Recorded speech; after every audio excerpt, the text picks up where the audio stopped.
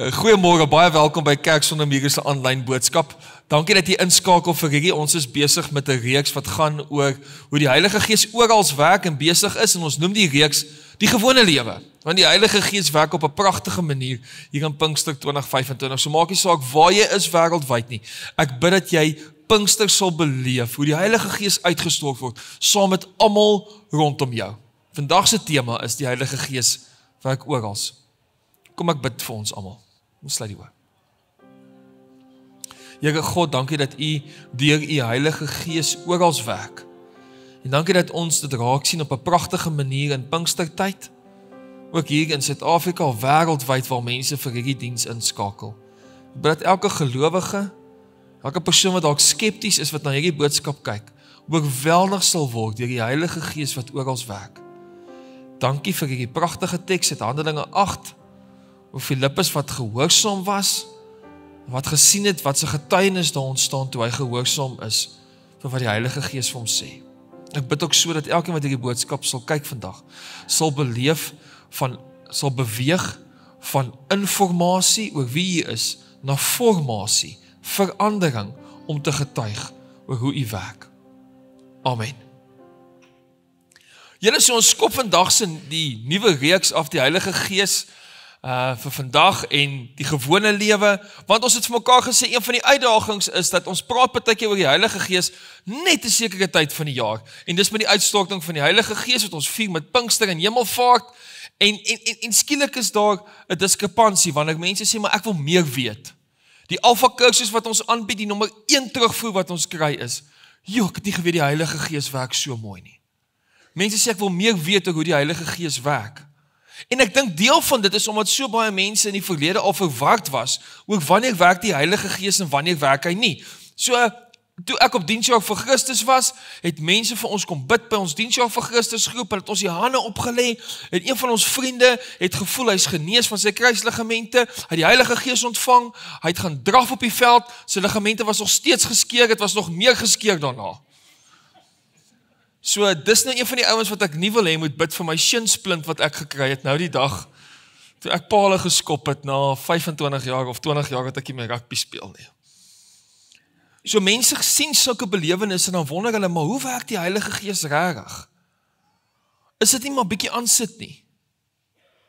Ons word amper skugter vir die werking van die Heilige Gees. Op YouTube is daar meer as genoeg dokumentêre films wat gaan oor mense wat maak asof die Heilige Gees op iemand neerkom en dan gebeur dit nie. Ek hoef julle maar net te vertel oor die verhale van ouens wat mekaar omstamp en sê, nou dans jy soos 'n hoender en dan kry jy jou verlossing. Goed wat mense verwar. Goed wat mense seermaak. Een van my vriende op Diensjaar vir Christus was ook gebid. Gesê, nou gaan dit en dit gebeur. Dit het nie gebeur nie. Hy het vir 10 jaar verdwyn uit die kerk uit. Seer gekry. En dan dink ek, dis een van die redes hoekom ons baie keer hierdie verlange het om meer te leer oor die Heilige Gees, maar tog skugter is. Want ons is bang, wat as die verkeerde persoon of die verkeerde mens my leer oor die Heilige Gees en ek is heeltemal verwar daarna en ek is nog slegter af daarna en ek het 'n slegte belewenis. By Kerk Sonder Mure wil ons nie enige persoon met 'n slegte belewenis hê nie. Ons wil hê jy moet die Heilige Gees leer ken op 'n unieke manier. Julle, nou kan ek ook sommige getuig oor hoe die Heilige Gees gewerk het op 'n unieke manier, want die volgende het gebeur. Gewoonlik werk dit so op 'n Sondagoggend, as lofprysing begin, en draf ek net gou vinnig weer deur my preek om seker te maak ek het alles reg, ek het my tekste reg. En nou wil ek vir julle sê, die teks soos wat ek het vir vanoggend, as ek lees uit Handelinge 8, maar ek het vir die grafiese span Lukas 8 deurgegee om te lees. Nou wil ek vir julle wys, dit sou nie goed afgegaan het nie. Ek wil net vir julle sê, ek sou gelees het op my notas die volgende. Maar dan wil ek vir julle sê, wat sou julle gelees het op die skerm? Ek sou vir julle gelees het die volgende.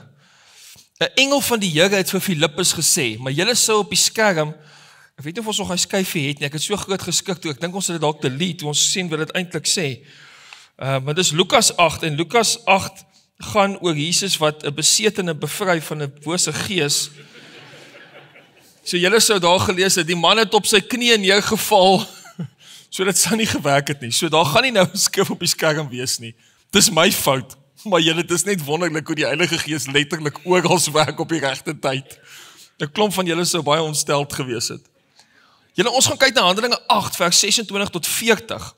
En dis 'n teks wat spesifiek gaan oor hoe die Heilige Gees werk op plekke waar ons nie heeltyd verwag nie. Nou wil ek vir jou 'n inleiding gee vinnig vir die boek Handelinge. Handelinge gaan by uitnemendheid oor hoe die Heilige Gees werk op onverwagse plekke. Hy werk oral. Hy werk op plekke waar mense dit nie sien gebeur nie. Of nie gedink het dit sou gebeur nie, en dan sien hoe dit gebeur. En vandag is een van daai oomblikke wat ek 'n verhaal met jou gaan deel daaroor. Hier is 'n bekende verhaal, dis 'n redelike bekende verhaal, dat ek dit eerlik so sê. So is iets wat ek glo vir jou dalk nuwe insigte sal oopmaak vandag. Ek gaan lees uit die 1983 vertaling. 'n Engel van die Here het vir Filippus gesê: "Maak jou klaar en gaan teen die middag na die pad wat van Jerusalem af Gaza toe loop." En hierdie was eintlik ontstellend toe ek het gelees het hierdie week. Dit is 'n stil pad. Gaza vandag is nie meer 'n stil pad nie. Dis nie 'n plek waar mense sommer net oor grense kan heen gaan, soos wat hierdie Filippus en hierdie Ethiopiër nou met mekaar gaan gesels nie. Ek dink, side note, kom ons bid vir vrede. Filippus het toe klaar gemaak en gegaan. 'n Ontmande Ethiopiër wat 'n hoë pos bekleed aan die hof van die Kandake, soos die koningin van Ethiopië genoem is, en wat haar geldsake beheer het, het na Jerusalem toe gekom om te aanbid. Hy was nou op pad terug en het op sy wa gesit en lees uit die profeet Jesaja. Toe sê die Gees vir Filippus: "Gaan loop saam met daardie wa." Nou, Filippus is iemand wat die evangelie wil verkondig. Hy was in gebed gewees, lees ons, en die Heilige Gees het vir hom gesê: "Ek wil hê jy moet teen die middag daar na daai pad toe gaan, dis 'n stil pad." So hy het nie verwag dat hy dalk iemand daar gaan raakloop nie. Hy het dalk verwag die Here gaan daar met hom praat oor iets anders, maar hy het gegaan na 'n stil pad toe. En toe wys die Gees vir hom: "Geloop langs daardie wa." Filippus het daarheen gehardloop en gehoor dat die man uit die profeet Jesaja lees. Hy vra toe vir hom: "Verstaan u wat u lees?" Julle, nou kom een van die mooiste antwoorde wat iemand nog ooit gegee het oor die woord van God vir ons na vore.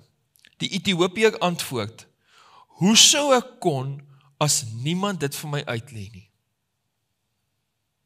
Hoe sou ek kon verstaan as iemand nie sê, dis die konteks, dis wat hier besig is om te gebeur nie? Hy het vir Filippus gevra om op te klim en by hom te kom sit. Die skrifgedeelte wat hy gelees het, was dit: "Soos 'n skaap is hy gelei om geslag te word, en soos 'n lam wat stil is as hy geskeer word, het hy nie sy mond oopgemaak nie. In sy vernedering het hy daar nie reg aan hom geskied nie. Wie sal van sy nageslag kan vertel, sy lewe op aarde word beëindig?" So hierdie Ethiopiër lees uit wat ons vandag noem die Ou Testament, uit die profeet Jesaja, en hy lees hier 'n teks en hy sê, maar niemand openbaar dit vir my nie. Nou, as jy 'n hoë pos beklee aan die hof van die Kandake, soos die Ethiopiër hier is, sou sy hoop eintlik wees dat hy's op pad terug ergens heen waar iemand wat dieselfde rang het as hy hierdie vir hom uitlê. Sy hoop is eintlik dat hy sê, ek verstaan nie wat ek lees nie, maar ja, op 'n stadium gaan ek dalk praat met 'n priester of iemand wat hierdie gaan verstaan en hy gaan vir my sê waaroor dit gaan. Kyk nou hoe werk die Heilige Gees. Die Heilige Gees werk so mooi. Hy stuur vir Filippus, wat ons nie weet hoe goed Filippus opgelei is nie. En hierdie ou is heeltemal oop dat iemand wat hy glad nie ken nie, wat hy nie eens weet of die ou opgelei is, en dat hierdie ou hom gaan leer oor wat hier staan. Die amptenaar vra toe vir Filippus: "Sê vir my asseblief, van wie praat die profeet hier? Van homself of iemand anders?" So hierdie Ethiopiër beleef, ek wil nou weet wat hierdie teks sê. Ek wil nie wag totdat ek terug is by 'n priester of iemand wat 'n hoë pos het soos ek het my vertel nie. Ek wonder nou. Dis die werking van die Heilige Gees in daai man se lewe, dat hy oop is, dat iemand dit vir hom kan oopbreek en dit vir hom kan help om te verstaan en te interpreteer. Sê vir my asseblief, van wie praat die profeet hier? Filippus het by hierdie skrifgedeelte begin en die hele evangelie oor Jesus aan hom verkondig. Onderweg kom hulle toe by water aan en die amptenaar sê, hier is water, wat verhinder dat ek gedoop word? Hierdie Ethiopiër lees hierdie teks, dit word vir hom uitgelê, hy verstaan die evangelie, en skielik kom maar hierdie dringendheid, ek wil gedoop word. Filippus en die hofdienaar het albei in die water ingegaan en Filippus het hom gedoop. Toe hulle uit die water kom, het die gees van die Here vir Filippus weggeneem. Die amptenaar het hom nie meer gesien nie en hy het sy reis met blydskap voortgesit. Vir hierdie persoon, dink gou, as jy Filippus is, of as jy die hofamptenaar is, jy is iemand wat 'n hoë pos beklee, jy hanteer die hele koningin van Ethiopië se geldsake, en die koningin van Ethiopië in daai tyd was 'n baie ryk vrou gewees. Hy hanteer al haar geldsake. Hy beweeg in kringe waar baie mense nooit kom nie. Hier's 'n gewone mens wat vir hom die skrif so openbaar, dat hy 'n heeltemal nuwe lewenspad waarskynlik inslaan, en hy het sy reis met blydskap voortgesit. So hy het gegaan van totale verwarring oor 'n teks, na totale blydskap. Dis wat die Heilige Gees doen. Die Heilige Gees vat ons op 'n reis van verwarring, en miskien is jy dalk vanoggend nog 'n bietjie verward oor wat die Heilige Gees doen, na blydskap. Om te sê, ek sien die getuienis in my lewe. Julle, die getuienisse kan so klein wees in aanhalingstekens, soos, ek is net bly, ek het nie Lukas 8 vers 26 begin lees, oor die ou wat op sy knieë geval het voor Jesus nie, want dit sou mense verwar het. Ons getuienisse kan eenvoudig wees. Ek het met iemand gepraat by iemand wat 'n teller is by Spar. Ek het met hulle gepraat oor die evangelie. Sy het moeg gelyk en ek het gevra, kan ek vir jou bid want jy lyk moeg? En sy het na die tyd gesê, dankie. Ek wens nog mense wil vir my bid.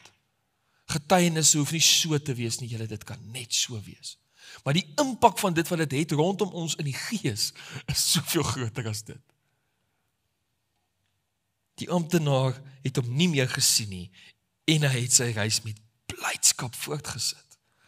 My gebed vir jou vandag is dat jy jou reis met Jesus met blydskap sal voortsit. Ek gaan met jou 5 beginsels deel vandag, wat ek wil hê jy saam met jou moet huis toe vat, oor hoe die Gees oral werk en wat hierdie teks vir ons wys. Die eerste een het ons al bietjie oor gesels. Dit sê die Gees werk buite jou verwagting. Die Gees werk buite jou verwagting. Maar as jou verwagting nie in lyn is met wie God is nie, gaan jy altyd voel, ek is verward. So die van julle wat vandag die eerste keer hier is, wil ek dit vinnig verduidelik. As jy vir God 'n sekere rol gee, dat hy in jou lewe sekere goeders moet doen, en hy voldoen nie in dit nie, dan is jou verwagting teleurgestel, en dan dink jy, God is nie wie hy is nie, maar jy het van die begin af die verkeerde verwagting gehad. Die Gees werk buite ons verwagtinge, want ons verwagtinge moet in lyn kom met wat die Gees van ons verwag. Kyk net maar na Eksodus 3. Ons sien die brandende bos in die woestyn. God verskyn waar Moses net skape oppas. Maar God is daar, orals, by hom teenwoordig. Kyk na Markus 5, Jesus genees besetene in 'n begrafplaas buite die stad, buite die grense van die skoon geloof, is Jesus besig om te werk.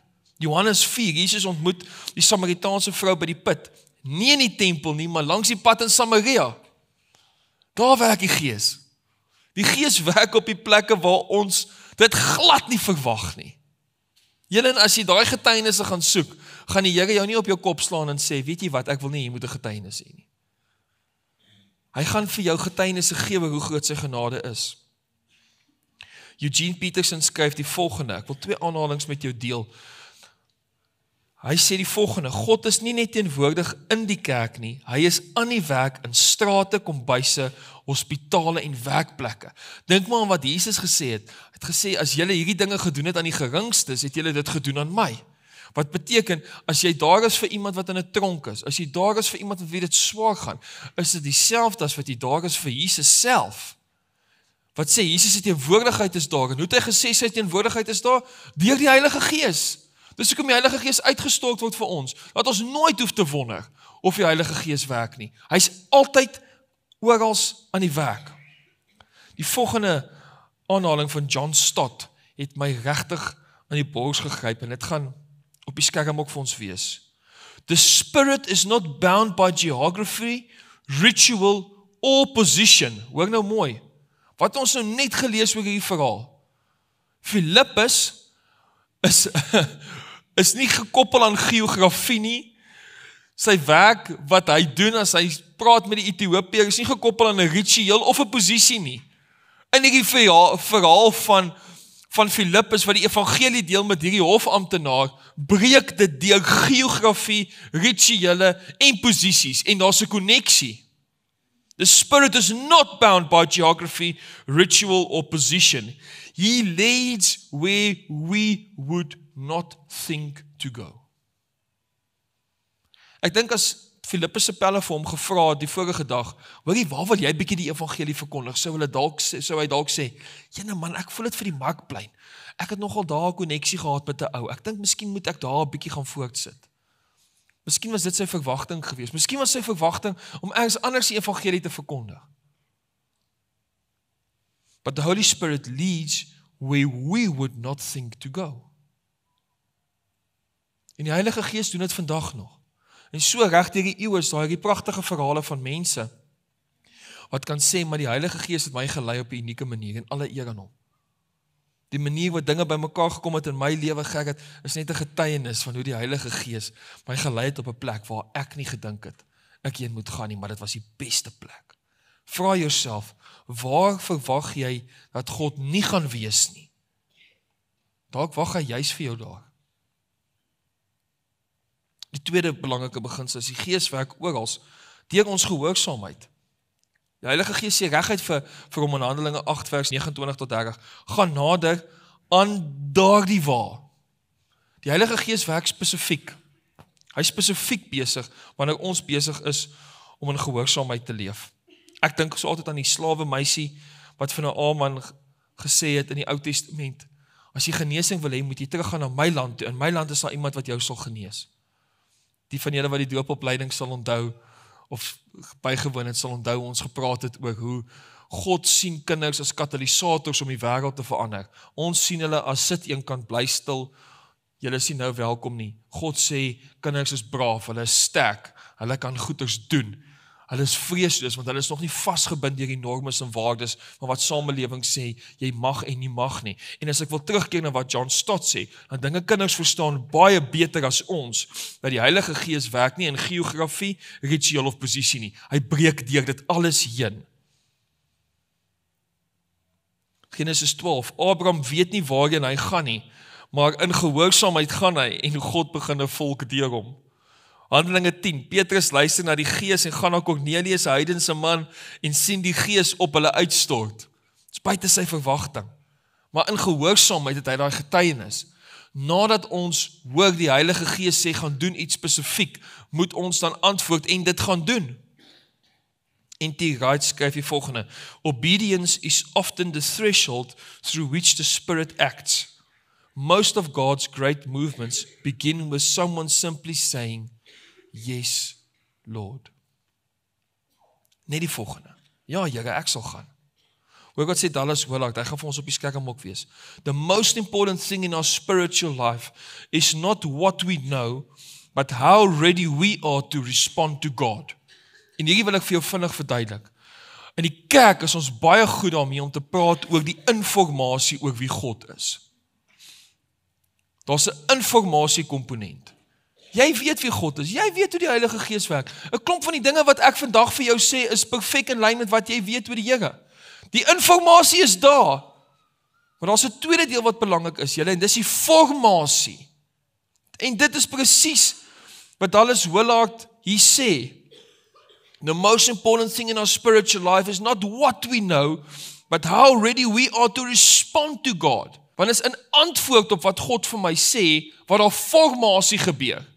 Dit help veel as jy weet, Jesus het gepraat met 'n vrou by 'n put in Samaria, en dit breek deur. Daai kennis beteken vir jou baie in jou geestelike informasiereis.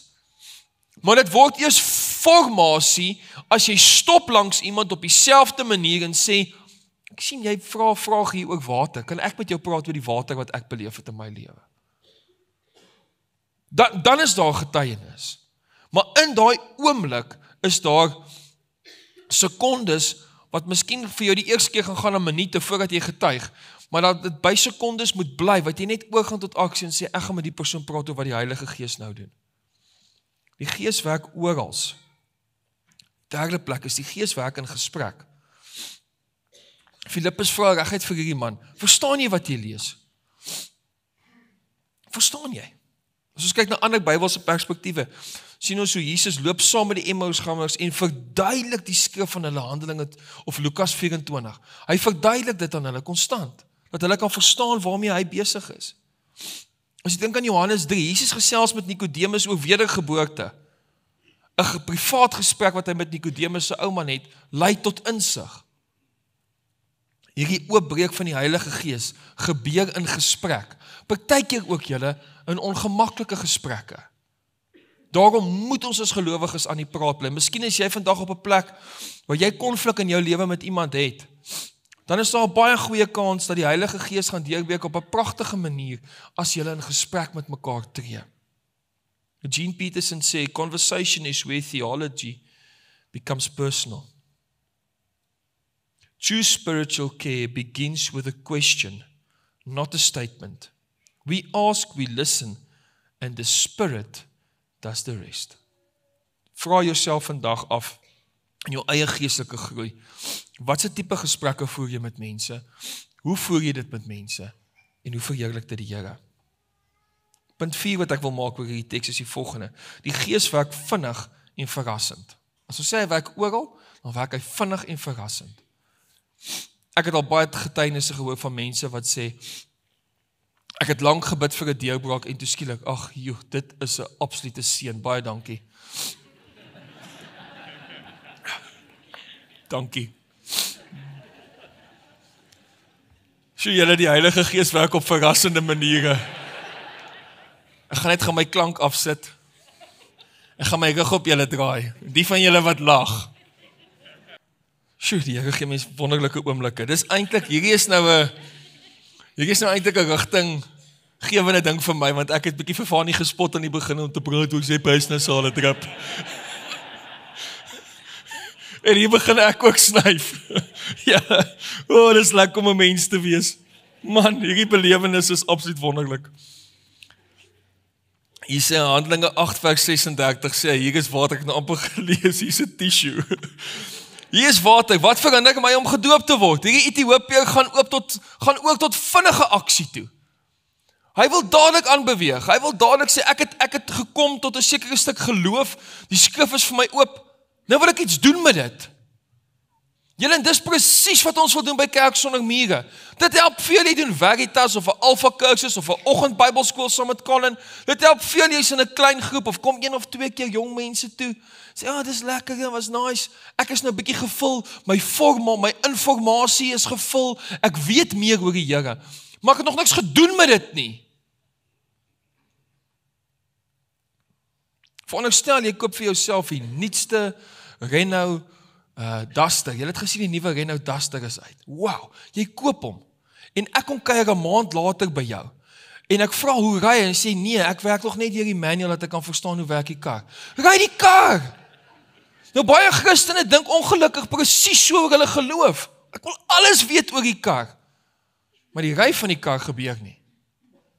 Ek wil jou uitdaag in hierdie week. Die Gees werk oral en is vinnig en verrassend, so stel jouself in. Die geleenthede is orals. Iemand het so ruk terug vir ons as preekspan die volgende gesê. Die woord van die Here is soos poorte wat vir jou oopgaan, waardeur jy moet gaan om werklik te leer om te leef. Die woord van God is nie 'n bestemming en nou as jy alles van dit weet, is jy okay nie. En dan sê jy, ek weet nou alles. Die Gees werk ook al, die woord van God is soos poorte wat vir jou oopgaan, en as jy daardeur gaan, dan leer jy om te leef. Maar dit vat risiko, dit vat kanse vat. As ons kyk na Handelinge 2, die Gees word uitgesort en 3000 mense word op 1 dag gedoop. Johannes 9, Jesus genees 'n man wat blind gebore is, onmiddellik. Dit ontstel die godsdienstiges, hoe durf dit gebeur? Jesus doen dit. Lukas 19, een van my gunsteling tekste is, waar Saggeus vir Jesus ontmoet, en onmiddellik verander sy hele lewe. Die Heilige Gees werk oral, en die impak daarvan is vinnig. Tim Keller sê, when the gospel meets a heart that's been prepared by the Spirit, change can happen in a moment. Die van julle wat al ooit appels gepluk het, sal weet, As jy 'n appel pluk van 'n boom wat nie ryp is nie, sal jy daai appel ruk en pluk en ruk en pluk en ruk en pluk en hy sal nie afkom nie. Maar as 'n appel ryp is, gaan vra die boere daar in Grabouw waar hulle met appels boer. Jy tik hom net so en hy val in die mandjie.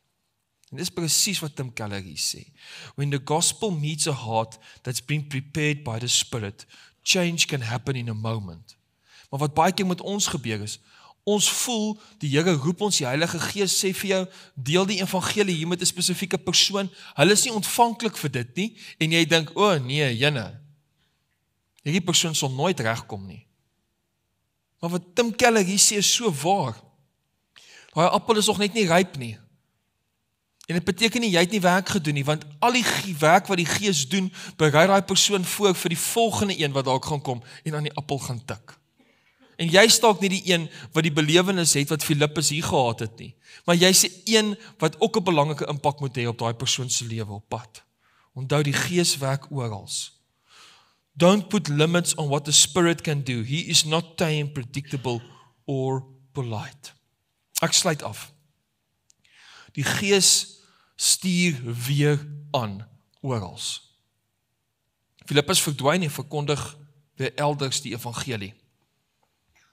En dan sien ons, hierdie Ethiopiër gaan terug na die hof van die Kandake toe, waar hy die evangelie ook verkondig. En vandag nog in Ethiopië, sal die gelowiges van 2000 jaar later, wat bereik is met daai selfde boodskap. Oral. Dit begin met iemand, wat net geluister het na wat die Heilige Gees sê, gaan stap op daai pad, dis 'n stil pad. Iemand soos Filippus, wat nie geweet het wat dit vir hom inhou nie, maar wat bereid was op die regte oomblik, om te tik aan 'n appel, wat reg was om gepluk te word. The Christian life is not static. The Spirit always invites us into the next chapter of obedience. Miskien is dit jou volgende tree in gehoorsaamheid. Alles in ons geloofsreis gaan oor gehoorsaamheid. Dis waar die getuienisse lê. Dis waar die groei lê. Ek bid dat jy soos ek sal getuig. Die Gees werk oral. Kom ons bid saam. Here, so baie dankie vir die vreugde wat ons beleef, terwyl U besig is om ons te leer deur U Heilige Gees. Here Jesus, dankie dat die Heilige Gees ons braaf maak in oomblikke wat ons dink ons kan nie braaf wees nie. Heilige Gees, dankie dat U konstant met ons praat en vir ons opdragte gee waarna ons moet luister. Ons bid in hierdie Pinksterreeks dat ons sal sê die gewone lewe is 'n wonderlike lewe. Dis vol getuienisse, dis vol verhale van God se genade. Want die Gees werk oral. Here Jesus, my gebed is net dat ons konstant sal weet dat die Gees nie net uitgestort is vir Sondae nie. Want dan mors ons tyd. Heilige Gees, dankie dat ons kan weet dat hoe U uitgestort is op daai disippels, daai apostels 2000 jaar gelede, dat hulle lewe so verander het dat hulle nie kon stil bly nie. En dat dit vandag nog so vir ons is.